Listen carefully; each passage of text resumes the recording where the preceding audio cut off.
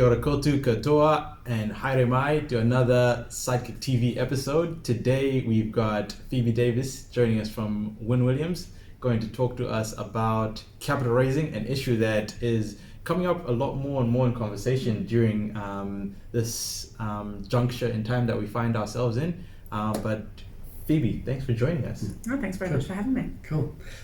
Hey, like Mordecai says, we've got more and more clients at the minute that are probably asking us about this. And so Phoebe's with Wynn Williams, which is a legal firm, and you don't automatically associate legal firms and capital raising. But actually, this came about from a conversation we were having the other week, I think, where, to be honest, a lot of what goes on in a capital raise is around the documentation and actually how we're going to be applying the law. So I suppose with that, the first question that we had, Phoebe, was what actually should people be thinking about when they are thinking about a capital raise within their business?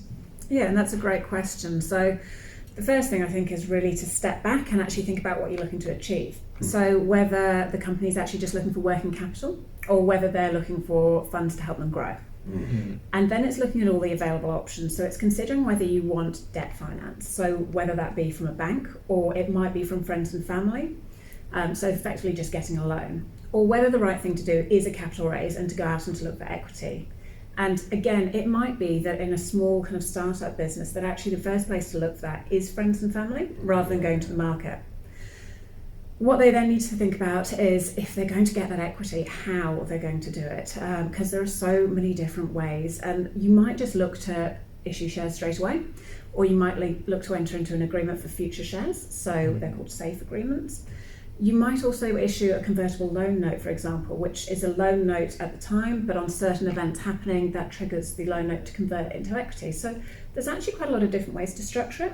And also to think about what kind of rights those shares will actually have. So whether they'll be voting rights or whether they'll be non-voting shares, and what the terms of the shareholders agreement they'd need to enter into would look like. Yeah. Well, like I said at the beginning before we switched the camera on, I said, look, I'm sure, Phoebe, there'll be things that you say where I go, wow, I didn't know about that. And so far there are about 10 things. I'm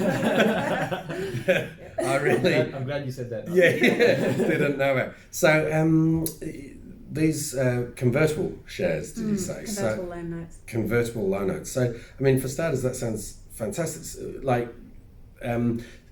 they'd be positive or negative events that might trigger something happening? Yeah. Usually positive events, but you can structure it in any way you want, really. So effectively what you might do is agree a valuation for those shares now, based on the current situation. Someone puts in a set amount of money and on, say, another capital raise happening, or the company reaching a certain growth point, the investors will get issued shares, so their debt converts into equity, and they'll get issued shares on a pre-agreed either value or evaluation mechanism. Mm-hmm. And so what, you mentioned as well, for a small startup, very often you go friends and family first. Okay, that tends to be where I think a lot of the friendly money comes from initially, doesn't it? And I'm also aware and have seen many occasions where that's gone wrong. Can be great. Yeah, it can be great. Where it falls down, though, is usually actually documentation, to be honest, or just people's expectations not being met because they were never actually clearly defined. Yeah.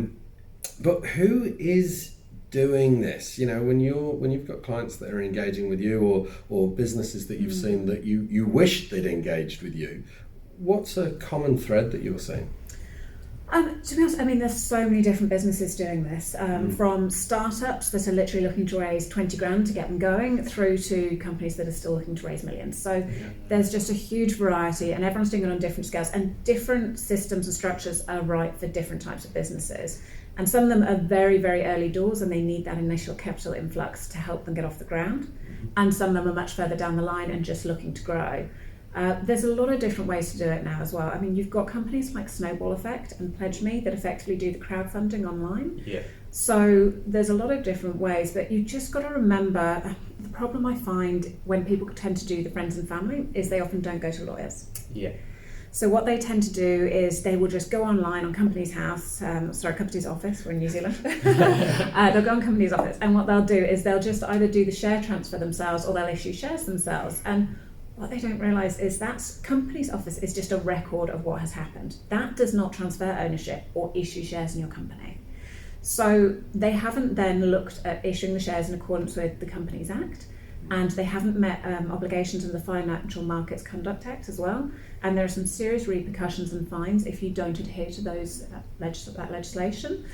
And they don't put in documentation. So, as you say, it's expectations. And if you haven't actually clearly defined those parameters of, how the company's going to be run, things can get really messy, and you really do need a shareholders agreement as a backup. Yeah, that's actually a good point that you sort of clarified there, because I think for a lot of people, when you hear capital raising, you think, Google, Facebook, multi-billion-dollar organizations. It's not something that always comes up in conversation when you're thinking of a small family business or even a startup, as you mentioned. Yeah. And I mean, we're seeing more so now than ever is that nearly every business that we're talking to, we're having a conversation about their needs around capital. Now, if it's been the case that they had some, but COVID wiped them out, or they've got new opportunities that have presented themselves due to COVID or lockdown, but it's a conversation we're having with every client, you see, and which is why we thought this would be so relevant. But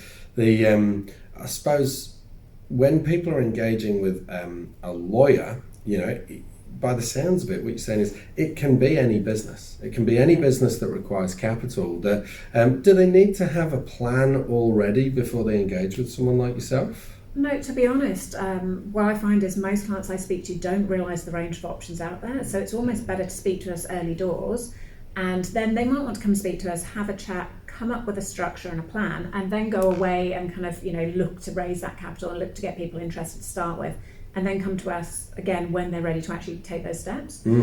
But I do find if they speak to us to start with, they understand all the options, and we can sometimes come up with better things. Like, what I mentioned to you before we started the video was, sometimes people only need to raise 20 or 30,000, and actually the legal fees don't really justify a capital raise for that, and they might have just been better getting a loan from mum and dad and just documenting that loan. So it's just looking at all the options and making sure they've thought about, every avenue that's open to them. And that's it. A lot of the time, these people actually what they think they want and what they actually probably would benefit from can be very different things, can't they? So a loan from mum and dad or somebody else, but again, a well documented one. Because I think people often jump to the assumption that, if you own half of my company, then you've got some security there. Only if we're valuing the company at something. That money can still disappear and it still comes out being not worth anything. So what would be probably, if there were 3 key actions that someone could go away and do now, if they're thinking about this, they might be watching this video going, actually, I do need more cash in my business. It's going to help me survive or even thrive through this. What would be the key 3 things that you'd tell them they should start with? First thing I'd think about would be, what are you looking for? And when you do a capital raise, you can get so much more than just money out of it. So going to people like angel investors, you might actually get some really good guidance and experience, and you might get those people on your board as well. So it's not just about the money, it's what they can bring to your business, and that might help your business thrive in the long run. So it's thinking about it in the round, and actually someone paying a little bit more for those shares might not be worth it. It might be worth taking slightly less for your shares and getting the added experience. Better skills. So it's thinking about what you're looking to achieve and how you can be helped to do that. What I'd say is first. Second thing I think about is, I say this to all my clients, if you have more than one shareholder, you really need a shareholders agreement. So, and the hope is that everything goes great with your business and you all know what page you're on and you can just sign up to it and put it in a drawer and forget about it. But most times I see it needing to come out of the drawer, and it's really good when it's been well drafted, and it isn't just one that's been pulled offline for free, so no one has given any thought to it. Because I'm starting to see more and more of that, and clients come to me and they say, but I've got a shareholders agreement. And I'm like, yes, but it doesn't apply to your business and it doesn't work in the way you need it to work because it hasn't been drafted with any forethought. I'm glad a lawyer is saying this, because that's something I bring up all the time when I'm talking to people setting up new companies. I say, get a shareholders agreement. You're going to need it. Even if you don't need it, it gives you a bit of assurance. And if you're watching this now and going, I don't need a shareholders agreement, I'm in business with my best friend. That's the time when you need a shareholders agreement, because if it goes wrong, you lose the friend, I mean, I've seen some howling ones in my time as well of just going, what happens if this goes wrong? And there's like a paragraph on termination. Yeah, oh, well, it's good if there's a paragraph. You know, I've seen quite a few without anything, or just no shareholders agreements, full stop. But Yeah. I mean, don't get me wrong, we can deal with those situations too, but it's going to cost a lot more in legal fees in the long run, and you might lose your business over it, is the thing, and that's a real shame. And do it when you're all getting on and you've all got a really aligned goal, because that's when the process is going to be easy. Well, and the thing I find as well is I think people that have shareholders agreements in place actually have less issues in the long run, because that exercise of sitting down, discussing the shareholders agreement, discussing how you want the business to be run and what's going to happen, helps get you all on the same page to start with. Yeah. And you've talked about those hard topics, and there's actually often less fallout in the long run because of it. Yeah. So I think it's a really worthwhile exercise to do. It's a time when someone can elect out as well, isn't it? Yeah. You know, you're going through this, and if a few of you are on board and someone isn't, they go, well, actually, that's not my vision and goal for this. Yeah. Well, let's talk about that on day one, not day 1,000. Yeah. Yeah. And I think the third kind of thing I'd say is just remember, issuing and transferring shares is not just a case of going on Companies Office. Yeah. There are legal requirements around it. There's the Companies Act and there's the Financial Markets Conduct Act, and you really do have to adhere to those.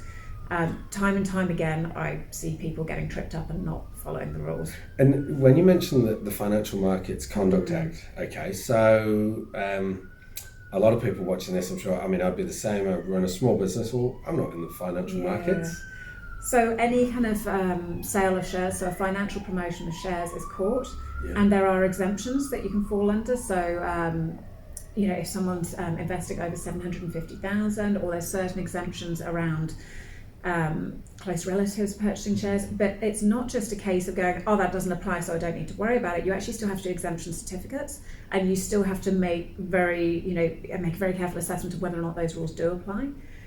So it's basically anyone selling, issuing new shares or selling existing shares needs to think about it and check whether or not they're going to be caught. Wow. Yeah. And that is not something people consider. No. Ever. Yeah. Okay. So, you know, to wrap up, I suppose, on this, you know, we're talking again about raising capital in businesses, understanding that it's the right capital, because there are many options these days to introduce cash into your business. But, you know, the starting point has to be getting the advice, doesn't it? You know, it's engaging with someone, understanding what your options are, and so that you can actually make a good and informed choice. Yeah. And if you're picking up what Phoebe's putting down, I would also highly recommend checking out the Wynn Williams articles on the business life cycle, which I believe you have been authoring some of those. Yeah, a large amount of them. Honestly, just great content, and it's condensed enough to where it's English and doesn't get too deep in the weeds with it. We keep them to a one-page maximum, so they're supposed to be a quick read. I personally enjoy those, and I'll link to those in the group as well. And we'll also link to your contact info if anyone wants to get in touch with Phoebe to have a chat about shareholder agreements or capital raising. But without further ado, thank you so much for taking the time out to have a chat with us. No, thanks for having me. Thank you. Until next time. See you soon.